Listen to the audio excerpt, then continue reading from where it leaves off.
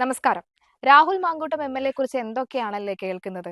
ആദ്യമൊക്കെ വിശ്വസിക്കാൻ വലിയ പാടായിരുന്നു. എന്നാൽ ഇപ്പോൾ കഴിഞ്ഞ ഒരാഴ്ച കൊണ്ട് പുറത്തുവരുന്ന തെളിവുകൾ കണ്ട് അമ്പരന്നിരിക്കുകയാണ് അക്ഷരാർത്ഥത്തിൽ മലയാളികൾ. കോടതിയിൽ ഇതാ വാദപ്രതിവാദങ്ങൾ മുറുകിക്കൊണ്ടിരിക്കുകയാണ്. കഴിഞ്ഞ 1.5 മണിക്കൂറായി അടച്ചിട്ട മുറിയിൽ വാദപ്രതിവാദങ്ങൾ കൃത്യമായി തന്നെ മുന്നോട്ട് പോകുന്നു. വിധി പറയാനായി കോടതി മാറ്റിവെച്ചിരിക്കുകയാണ്. എന്തായാലും വിധി എന്തു തന്നെ ആയാലും രാഹുൽ മാങ്കൂട്ടം എം.എൽ.എയെ വിശ്വസിച്ചിരുന്ന, അദ്ദേഹത്തെ ഇഷ്ടപ്പെട്ടിരുന്ന ഒരുപാട് വീട്ടമ്മമാരുണ്ട്.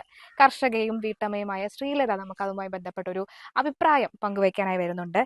എനിക്ക് തോന്നുന്നു പാലക്കാട് എം.എൽ.എ ആണെങ്കിൽ രാഹുൽ മാങ്കൂട്ടം എന്ന രാഷ്ട്രീയ നേതാവിന് എല്ലാവർക്കും വലിയ ഇഷ്ടമായിരുന്നല്ലേ. പക്ഷെ കഴിഞ്ഞ ഒരാഴ്ചയെ നമുക്ക് എല്ലാവർക്കും കേൾക്കാൻ ഒട്ടും താല്പര്യമില്ലാത്തൊരു വാർത്തയിലാണല്ലോ അദ്ദേഹം കുടുങ്ങിപ്പോയത്, അല്ലെങ്കിൽ അദ്ദേഹത്തിന്റെ ഒരു പേര് കേൾക്കുന്നത്. എങ്ങനെ തോന്നി ഒരു വീട്ടമ്മ എന്ന നിലയിൽ രാഷ്ട്രീയം അല്ലെങ്കിൽ ഈ വാർത്തകളൊക്കെ കാണുന്നതും ശ്രദ്ധിക്കുന്ന ഒരാളാണല്ലോ, എന്ത് തോന്നുന്നു?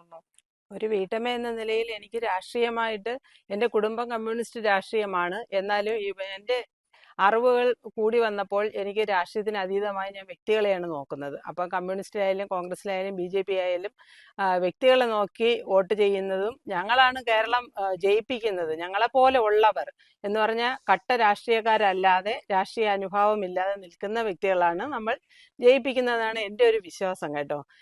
അപ്പോൾ പിന്നെ ഇപ്പൊ സ്വർണ്ണക്കടത്തിന്റെ ആയാലും രാഹുൽ മാങ്കൂട്ടത്തിന്റെയൊക്കെ വിഷയം വരുമ്പോഴത്തേക്ക്, രാഹുൽ മാങ്കൂട്ടത്തിന്റെ വിഷയം വരുമ്പം ഇപ്പൊ യുവനിരയിൽ കോൺഗ്രസിൽ ഏറ്റവും ഇഷ്ടപ്പെട്ട ഒരു നേതാവാണ് രാഹുൽ മാങ്കൂട്ടത്ത്, ഷാഫി പറമ്പിൽ, അതുപോലെ വിഷ്ണുനാഥ്. അങ്ങനെയുള്ള യുവനിരയെ ഇഷ്ടപ്പെടുന്ന അവര് ഭരണത്തിൽ വന്ന് കേരളത്തിന് നല്ല രീതിയിലുള്ള ഒരു ഭരണം കാഴ്ചവെക്കണമെന്ന് ആഗ്രഹിച്ചിരുന്ന ഞങ്ങൾക്ക് ഒരു തിരിച്ചടിയായിട്ടാണ് ഇപ്പൊ ഇത് വന്നത്. എന്നാലും രാഹുൽ മാങ്കൂട്ടത്തിന്റെ സ്ത്രീ വിഷയമായിട്ട് ബന്ധപ്പെട്ട് ഒരുപാട് പണ്ട് കാലത്ത് ജനഭരണം രാജഭരണം വരുമ്പോഴത്തന്നെ ഈ സ്ത്രീ വിഷയത്തിൽ ഊന്നി ഒരുപാട് പേരുടെ ഭാവി തൊലയുന്നത് കണ്ടിട്ടുണ്ട്. ഇത്രയും മീഡിയ അറ്റൻഷൻ കിട്ടുന്ന ഒരു വ്യക്തി അത് നോക്കി ജീവിക്കണമായിരുന്നു. ഒരു വിവാഹം കഴിച്ച് നല്ലൊരു ഭരണകർത്താവായിട്ട് വരണമായിരുന്നു. അതായിരുന്നു ഞങ്ങളുടെ താല്പര്യം. എന്നിരുന്നാലും ഇപ്പൊ രാഹുലിന്റെ ആക്ഷേപം ഉന്നയിച്ച് വനിതയെ കുറിച്ച് ആണെങ്കിൽ, സ്ത്രീ സുരക്ഷ ഇത്രയും കൂടിയിരിക്കുന്ന നിയമങ്ങൾ സ്ത്രീകൾക്ക് അനുകൂലമായിട്ട് നിൽക്കുമ്പോൾ അത് ദുരുപയോഗപ്പെടുത്തുന്ന സ്ത്രീകളുണ്ട്. രാഷ്ട്രീയക്കാർ പ്രതിയോഗികളെ തകർക്കാൻ വേണ്ടി, എൻ്റെ ഒരു വിശ്വാസം എന്ന് പറയുന്നത് മിക്കവാറും ഇവര് രാഷ്ട്രീയപരമായിട്ട് രാഹുലിനെ തകർക്കാൻ വേണ്ടി, രാഹുലിന് ഇങ്ങനെ ഒരു സ്വഭാവ ദൂഷ്യം ഉണ്ടെന്ന് അടുത്തറിയാവുന്നവർക്കല്ലേ അറിയാൻ പറ്റത്തുള്ളൂ, നമുക്കാർക്കും അറിയാൻ പറ്റത്തില്ല.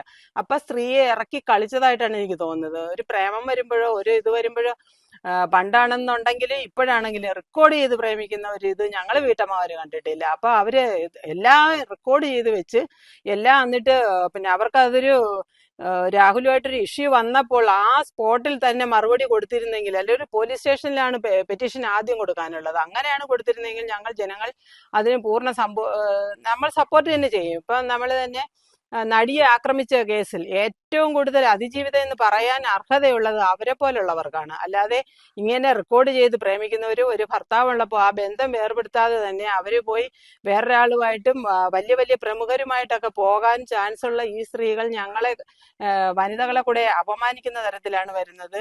അതുപോലെ തന്നെയാണ് വനിതകൾ അങ്ങോട്ട് ചെന്ന് ഇത്രയും നമുക്കാണ് ഏറ്റവും കൂടുതൽ സംരക്ഷണം കിട്ടുന്നത്, നമുക്ക് ഇഷ്ടമുള്ള വസ്ത്രങ്ങൾ ധരിക്കാം എന്നൊക്കെ പറഞ്ഞ് മോഡേൺ ആകണം. മോഡേൺ ആവുമ്പോൾ നമ്മൾ പിന്നെ വെളിയിൽ നമ്മൾ ജനങ്ങൾ ഇഷ്ടപ്പെടുന്ന രീതിയിലായിരിക്കണം, അല്ലാത്തൊരു സോഷ്യൽ മീഡിയയിൽ വരരുത്. വരാതെ ഇപ്പോ ഈ രാഹുൽ മാങ്കൂട്ടം വിഷയത്തിൽ നമ്മൾ നോക്കുമ്പോൾ രാഹുൽ മാങ്കൂട്ടം തന്നെ പറയുന്നുണ്ട്, സ്ത്രീയുമായിട്ട് ഈ ഒരു പറയുന്ന അതിജീവിതയുമായി അടുപ്പം ഉണ്ടായിരുന്നു എന്നൊക്കെ പറയുന്നുണ്ടല്ലോ.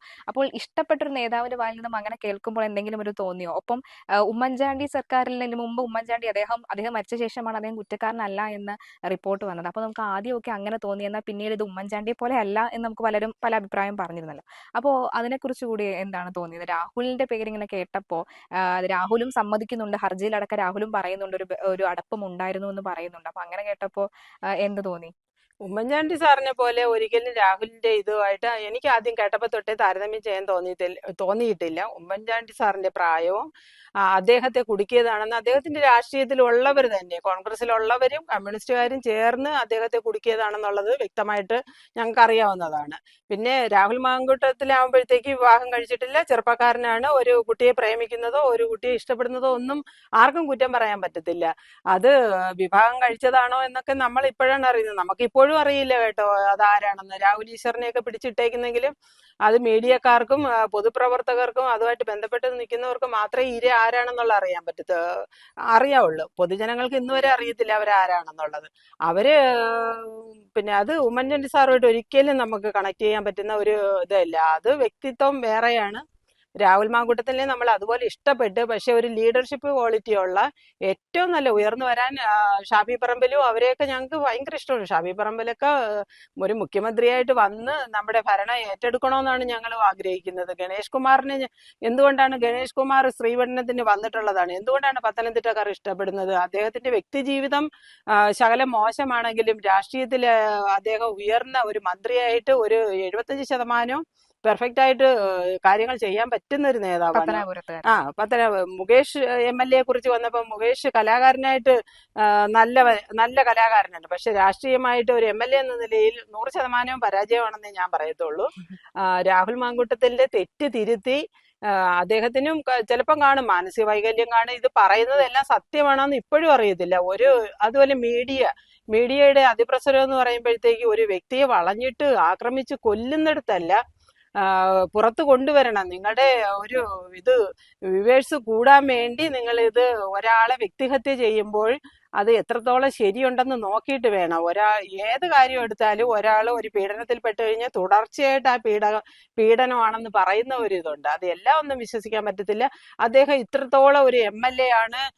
ഒരു ചർച്ചയിൽ വന്നു കഴിഞ്ഞാൽ ആധികാരികമായിട്ട് പഠിച്ചിട്ടാണ് അദ്ദേഹം അതിൽ അഭിപ്രായം പറയുന്നത്. ഇത്രയും പഠിച്ച് ഇത്രയും തിരക്കുള്ള മനുഷ്യൻ ഇങ്ങനെ സ്ത്രീകളുമായിട്ട് ബന്ധപ്പെടണമെന്ന് പറഞ്ഞാലും ഞങ്ങൾ വിശ്വസിക്കത്തില്ല. 1-2 കേസൊക്കെ കാണുമായിരിക്കും.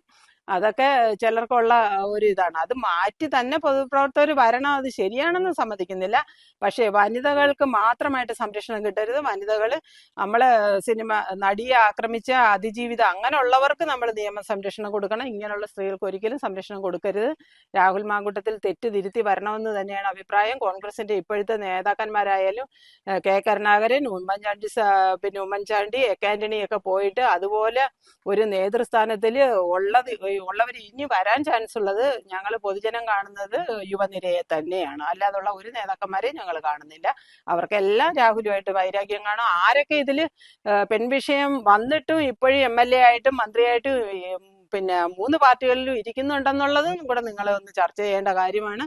രാഹുലിനെ മാത്രം വേട്ടയാടരുത്. രാഹുലിന്റെ തെറ്റുണ്ടെങ്കിൽ തിരുത്തി ഒരു ലീഡർഷിപ്പ് ക്വാളിറ്റിയുള്ള ഒരു പയ്യനാണ് കൊണ്ടുവരണമെന്നാണ് എൻ്റെ അഭിപ്രായം. അതാണ്. അപ്പോ രാഹുൽ തെറ്റ് ചെയ്തിട്ടുണ്ടെങ്കിൽ തീർച്ചയായും ശിക്ഷിക്കപ്പെടണം. അതിൽ യാതൊരുവിധ തർക്കവുമില്ല. പക്ഷേ ഒറ്റതിരിഞ്ഞുള്ള വേട്ടയാടൽ അത് അനുവദിക്കുകയില്ല എന്നാണ് അമ്മയുടെ അഭിപ്രായം. എന്തായാലും കൃത്യമായി രാഷ്ട്രീയ ബോധമുള്ള, കൃത്യമായി വാർത്തകൾ ശ്രദ്ധിക്കുന്ന ഒരു വീട്ടമ്മ എന്ന നിലയിൽ വളരെ ശക്തമായ നിലപാടാണ് ശ്രീലത കാഴ്ചവെച്ചത്.